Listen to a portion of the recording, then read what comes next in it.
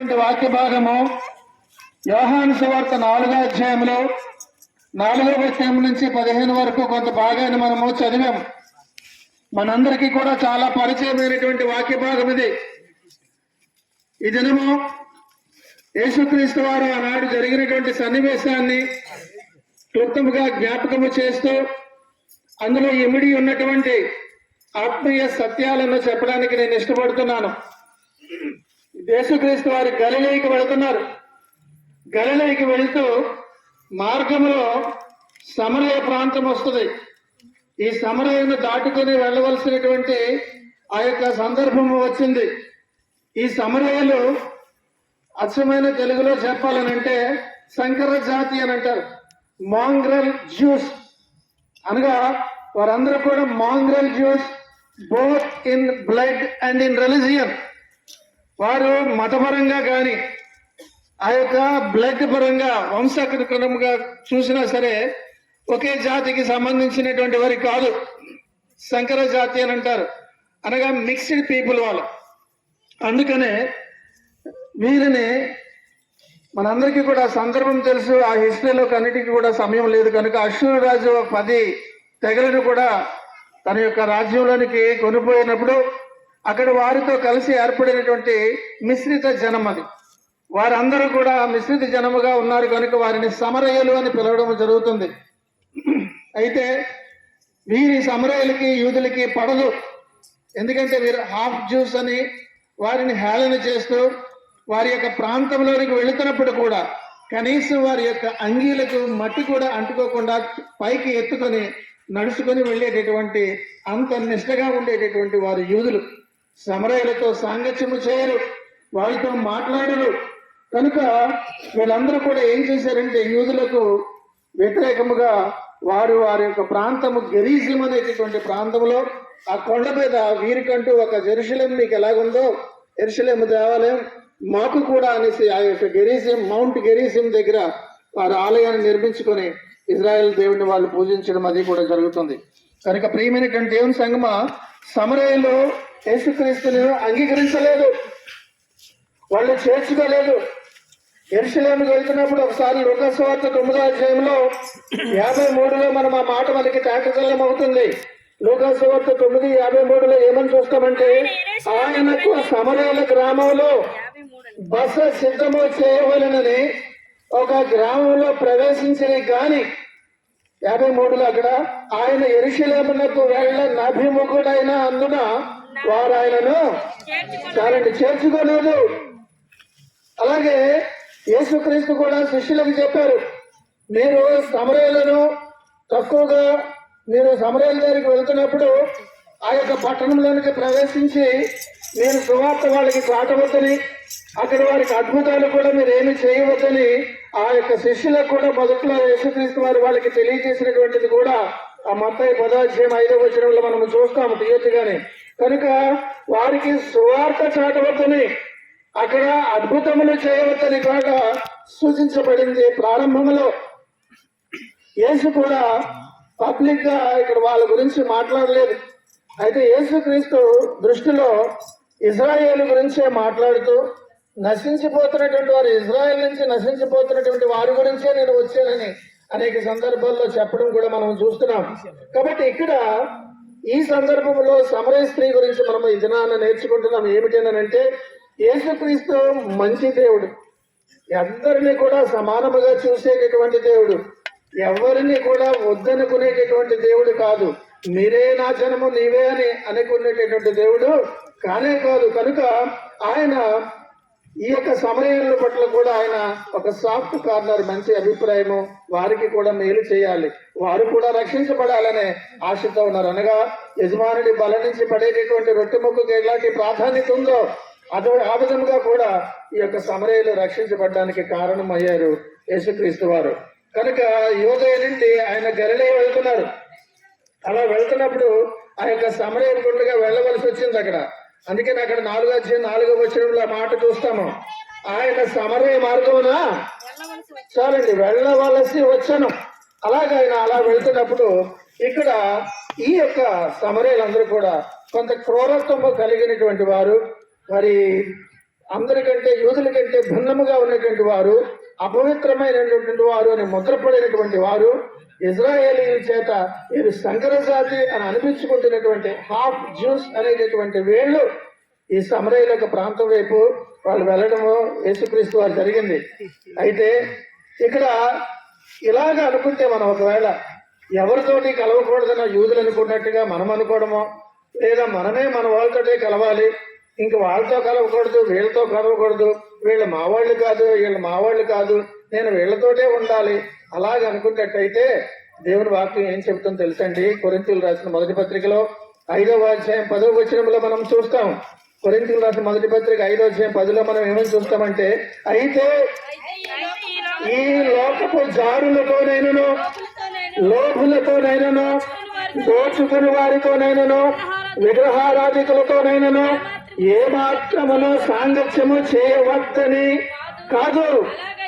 అలాగైతే మీరు ఈ లోకములో నుండి వెళ్ళిపోవలసి వస్తుంది. మా వాళ్ళతోటే నేను ఉండాలని అంటే నీ చుట్టుపక్కల ఎవరితో కూడా కలవకూడదు అనుకుంటే అసలు నీ లోపల నుంచే వెళ్ళిపోయాలి. వెళ్ళిన తర్వాత నువ్వు సింగిల్గా ఉండొచ్చు. ప్రేమైనటువంటి దేవుని సంగమా, ఎవరిని కూడా ద్వేషించకూడదు, ఎవరిని కూడా ముట్టుకోకూడదు, నువ్వు నా దగ్గర రాకూడదని ఉండకూడదని మనం ఇప్పుడే దేవుని యొక్క వాక్యములు మనము చూస్తున్నాం. అటువంటి అభిప్రాయం ఏమైనా ఉంటే శాశ్వతంగా చెరిపివేయాలి. ప్రియమైనటువంటి దేవుని సంగమా, అయితే మనము మిశ్రిత జనము గాని అన్యులు గాని ఎవరి దగ్గరికి మనం వెళ్ళినా సరే నీ కుడి పక్కన ఎడం పక్కన, కుడివైపు ఎడం వైపు నీవు దేవుని యొక్క నీతి అనేటటువంటి కవచాన్ని నువ్వు ధరించుకొని వెళ్ళినట్లయితే నీకు ఏ యొక్క మలినము కూడా అంటుకోదు.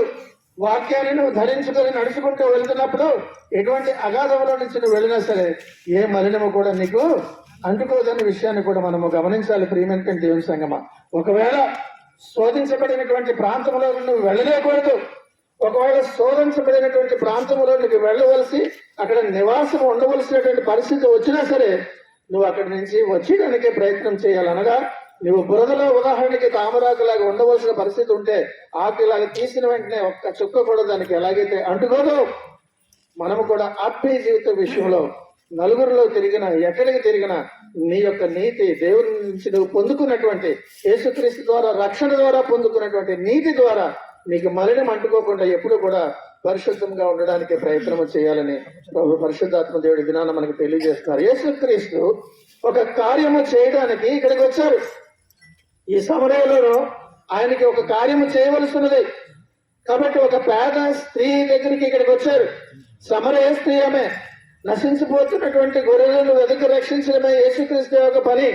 ఆయన హృదయము నిత్యము కూడా ఎవరు నశించిపోకూడదు, ప్రతి ఒక్కరు కూడా అందరూ కూడా రక్షించబడాలనేటటువంటి హృదయము కలిగినటువంటి యేసుక్రీస్తు అదే హృదయము మనము కూడా కలిగి ఉండాలని ఆయన నిత్యము కూడా కోరుకుంటున్నారు. ప్రియమైనటువంటి దేవుని సంగమా, అయితే సమరయులకు వచ్చినటువంటి అదృష్టం ఏంటంటే యేసుక్రీస్తు వారు ఆ సమరయ గుండా ఆ మార్గము గుండా వారి గుండా వెళ్ళవలసి వచ్చెను అన్న మాట ఉందాక మనం చూసాం.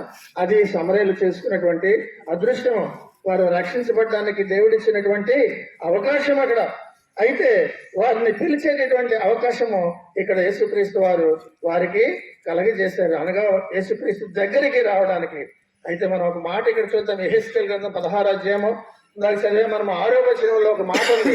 యెహెజ్కేలు 16, అయితే నేను నీ యొద్దకు వచ్చి రక్తములో పొర్లుచున్న నిన్ను చూచి నీ రక్తములో పొర్లి ఉన్న నీవు బ్రతుకుము అని నీతో చెప్పితిని.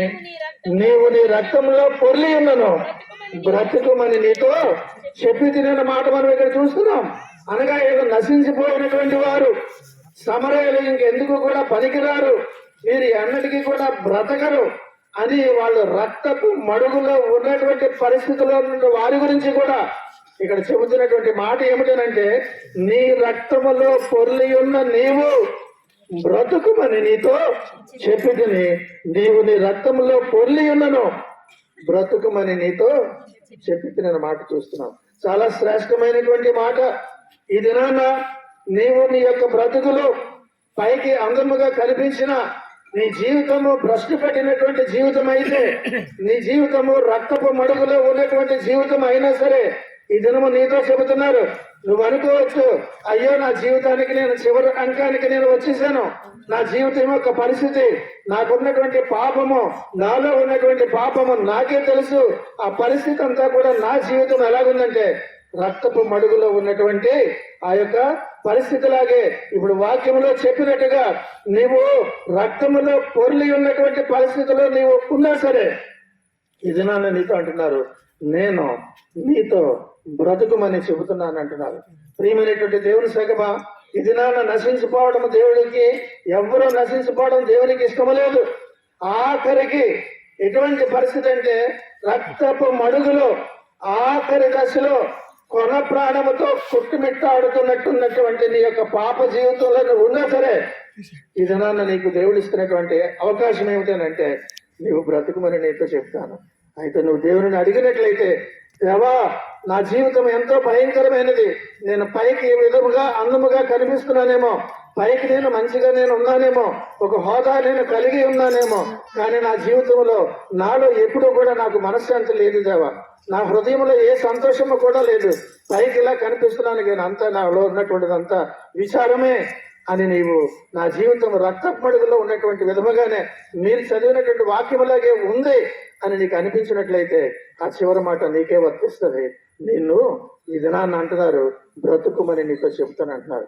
అనగా ఎటువంటి పరిస్థితిలో ఉన్నా సరే ఆయన తిరిగి చక్కగా కడిగి శుభ్రమ చేసి నిన్ను మళ్ళీ తిరిగి మంచి ముత్యంలాగా నీ జీవితాన్ని మార్చగలిగే సమర్థుడు ప్రభు అయినటువంటి యేసుక్రీస్తు దేవునికి మహిమ కలుగును గాక.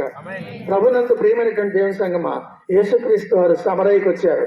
ఇక్కడ ఆయన it was that waiting place, అక్కడ ఎర వేసి పట్టడానికి ఆయన రెడీగా ఆ యొక్క గ్యాలం వేసి అక్కడ ఉంచారు. ఆ ప్రాంతం షెకెమా, దాని గురించి కూడా ఇప్పుడు మనం సమయం లేదు గట్టి వెళ్ళం. అయితే యేసుక్రీస్తు వారు అలసిపోయారు. మానవుడిగా ఆయన మానవుడిగానే అన్ని అనుభవించడానికి లోకానికి వచ్చారు ఆయన.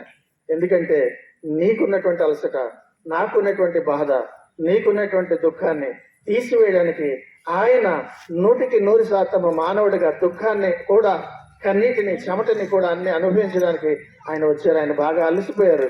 ఆ బావి దగ్గరికి వచ్చి కూర్చోడానికి ఏది కూడా అక్కడ ఆయనకి సౌకర్యం కూడా లేనటువంటి ఆ మెట్టు మధ్యాహ్నం ఉన్నాడు, ఆ నూతి దగ్గర ఆయన కూర్చోవడం జరిగింది. అక్కడ ఆయన అంటున్నారు, ఆయన అక్కడికి వచ్చిన తర్వాత ఆయనకి కావాలంటే రథముల మీద ఆయన రాగలరు, ఆయన రావాలనంటే మేఘముల మీద కూడా ఆయన రాగలరు, కానీ ఆయన వచ్చింది నడిచి వచ్చారు.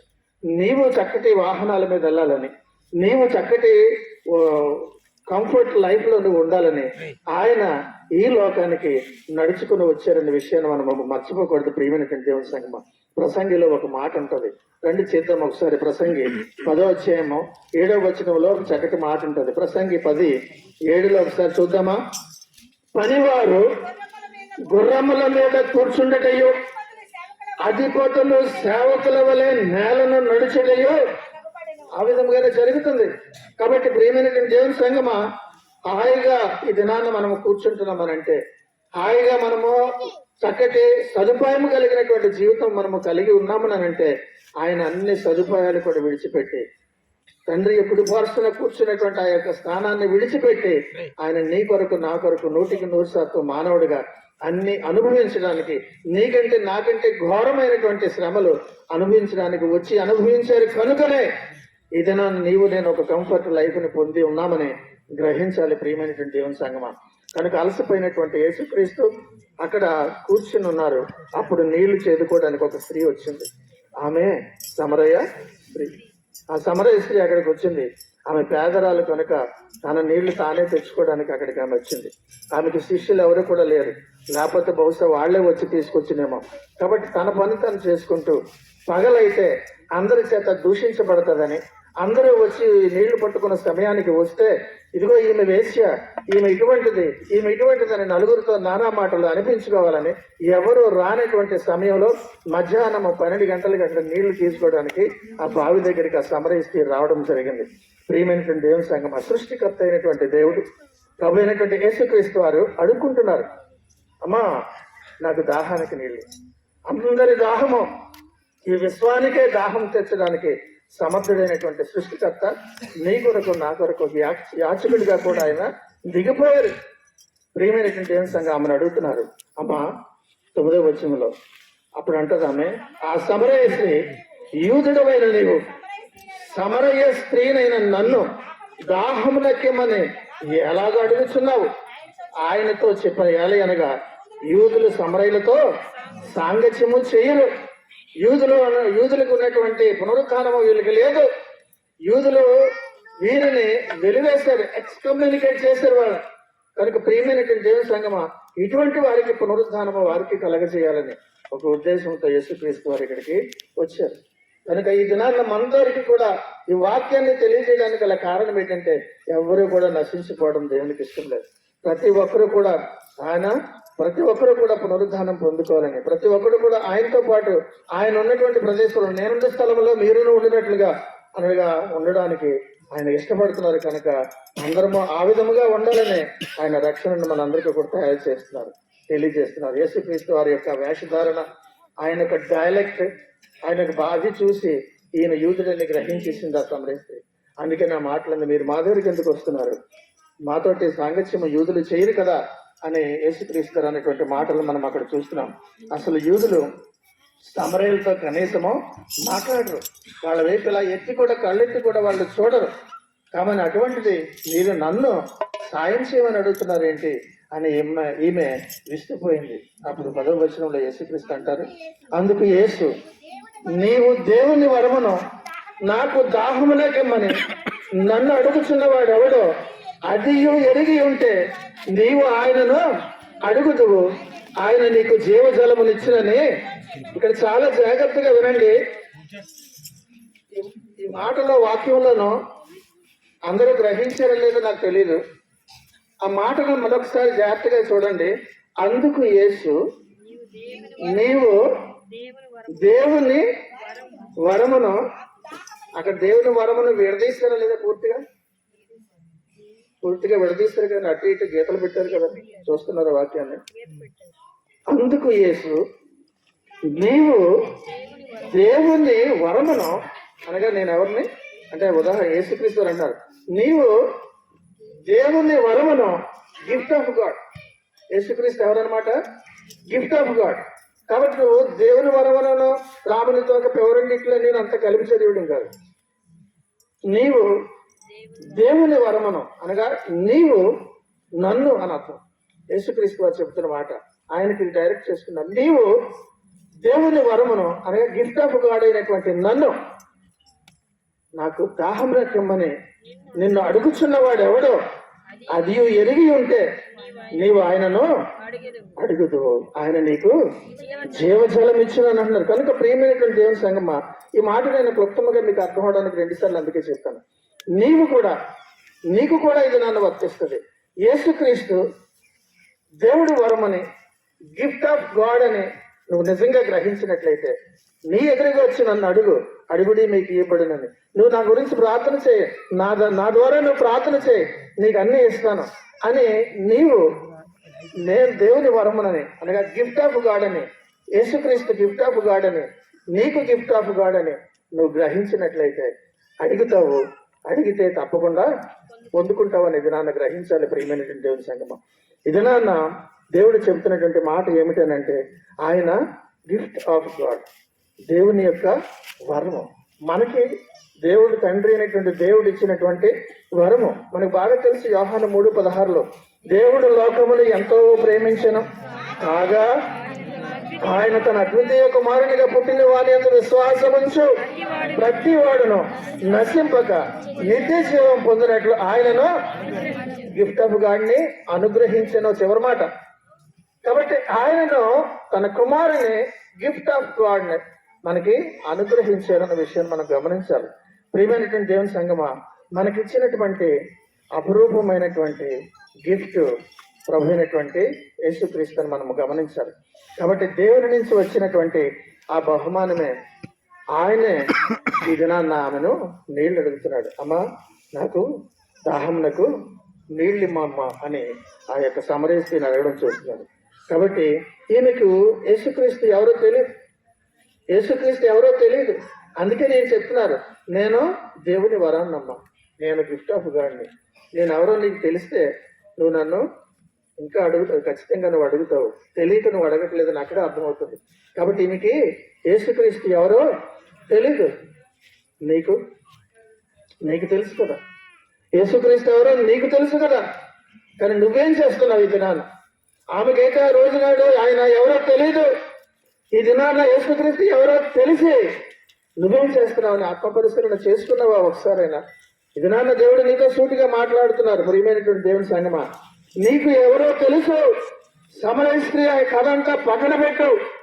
ఎవరో తెలిసి, దేవుని యొక్క వరమని తెలిసి, ప్రభు అయినటువంటి యేసుక్రీస్తు వారు నీ కొరకే మరణించారని కూడా తెలిసి, నువ్వు అయితే అయింది కనుక అని ఈజీగా తీసుకొని నువ్వు ఏమిటి అడుగుతున్నావా లేదా? అసలు యేసుక్రీస్తు అని తెలిసి, దేవుని కుమారుడిని తెలిసి నువ్వేం చేస్తున్నావు అని దినాన్న దేవుడు అడుగుతున్నారు. కీర్తనలు ఒకసారి చూద్దామా? 99వ కీర్తన 10వ వచనంలో మనం చూద్దామా? కీర్తనలు 9:10 చూస్తే, యెహోవా నిన్ను ఆశ్రయించు వారిని నీవు విడిచిపెట్టువాడము కావు, కావున నీ నామం ఎరిగిన వారు. జాగ్రత్తగా మళ్ళీ చదవండి. యెహోవా నిన్ను ఆశ్రయించు వారిని నీవు విడిచిపెట్టువాడవు. చాలండి మాట. ఆయనను నువ్వు ఆశ్రయిస్తే, దేవుని కుమారుడు ఆయనకు వరము మనకిగా గిఫ్ట్గా ఇచ్చారు అని నువ్వు గ్రహించి ఆయనను ఆశ్రయించిన వారిని నీవు విడిచిపెట్టే దేవుడవు కావు. కావున నీ నామం ఎరిగిన వారు నిన్ను, అది తెలుసుకున్న వాళ్ళు ఖచ్చితంగా ఆయనను నమ్ముకుంటారు. అందుకే నేను ప్రశ్న వేసాను. మనం ఆమెకు తెలియదు యేసుక్రీస్తు ఎవరో, నీకు తెలుసు కదా. నువ్వు యేసుక్రీస్తుని అడుగుతున్నావా లేదా? ఆయన దగ్గరికి వెళ్ళి నువ్వు యాచిస్తున్నావా లేదా? నేను చెప్పినట్టుగా ప్రియమైనటువంటి దేవుని సంగమా 10వ వచనంలో అంటున్నారు, నిన్ను అడుగుచున్నవాడు ఎవడో అదియో ఎరిగి ఉంటే నీవు ఆయనను అడుగుదువు, ఆయన నీకు జీవజలం ఇచ్చును అంటున్నారు. ఏంటి ఇస్తానంటారండి? జీవజలము అనగా దేవుని యొక్క ఆత్మ. జీవజలము అనగా దేవుని యొక్క ఆత్మ. యోహాను సువార్త 7:38 వచనంలో మనం చూస్తాం. యోహాను సువార్త 7:38 చూస్తే, నా యందు విశ్వాసం ఉంచు వాడెవడు, లేఖనము చెప్పినట్టు వాని కడుపులో నుండి జీవజలములు పారినని దగ్గరగా చెప్పిన. జీవజలం అనగా దేవుని యొక్క పరిశుద్ధాత్మ. నీవు నేనెవరో తెలిస్తే, నేను నీకు జీవజలాన్ని ఇస్తాను అడిగితే, ఇది నన్ను నువ్వు కూడా అడిగినట్లయితే ఆయన జీవజలం అనగా పరిశుద్ధాత్మను నీకు ఇవ్వడానికి ఆయన సిద్ధపడుతున్నారు, ఆయన ఇష్టపడుతున్నారు. నువ్వే అడగట్లేదు. ఎవరిని బలవంతం చేసేటటువంటి దేవుడు కాదు. బలవంతంగా ఆయన మార్చేటైతే లోకంలో ఒక్కసారే దూతలందరినీ పంపిస్తూ 1 సెకండ్ లో మొత్తం అందరూ కూడా మారు మనసు పొందేస్తారు. కానీ యేసుక్రీస్తు వారి దేవుని యొక్క ఉద్దేశం అది కాదు. వాలంటీర్గా నీవు ఆయన ప్రభు అయినటువంటి యేసుక్రీస్తు అని నువ్వు ఆయన రక్షకుడిని గ్రహించి నీ అంతటా నీవు పశ్చాత్తాపంతో నీ పాపాలన్నీ కూడా ఒప్పుకొని మారు మనస్సుతో వస్తేనే ఆయన నిన్ను చేర్చుకుంటారు. కానీ అందరినీ కూడా చేర్చుకోవడానికి ఆయన సిద్ధంగా లేరు. ఎవరైతే దేవుని ఎరిగి నమ్మి విశ్వాసం ఉంచుతారో వారు మాత్రమే రక్షించబడతారనే విషయాన్ని కూడా గమనించాలి. కాబట్టి నువ్వు దేవుని ప్రేమించవచ్చు.